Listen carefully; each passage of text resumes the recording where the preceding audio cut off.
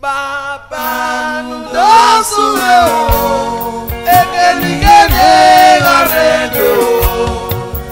Baba Nudosumelo deo, Ekenigene Garedo. Ukopa kono mageni mwesoe, Itoba kono deni mwenyo. Hey, Stalin Obi Jonah, Uwe Jobe Ladian, Enu Ejoto, Foundation Prayer, live on stage. Osaka kumeki akwa mayesedo.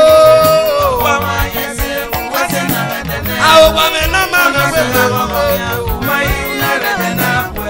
Vena wala loke. Ayo, Epo no be kebu epore. Temi no give kawebe. Enu Ejoto na, abino na ke Foundation Prayer.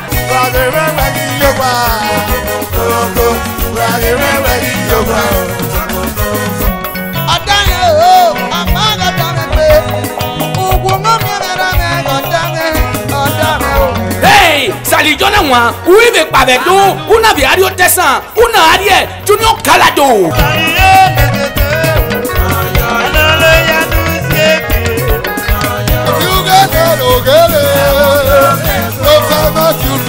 Ejo bagego la janenia, Enu Ejoto, Foundation Prayer, live on stage. No bege, Stalin Obi Jonah wa, so pe wa mu ve, wengi omu eje kige, SOR Music Production, Nore number 207, Mmgwe, opposite former Elliot Bar, by Muhila Moto, Eklosa Market, Benin City.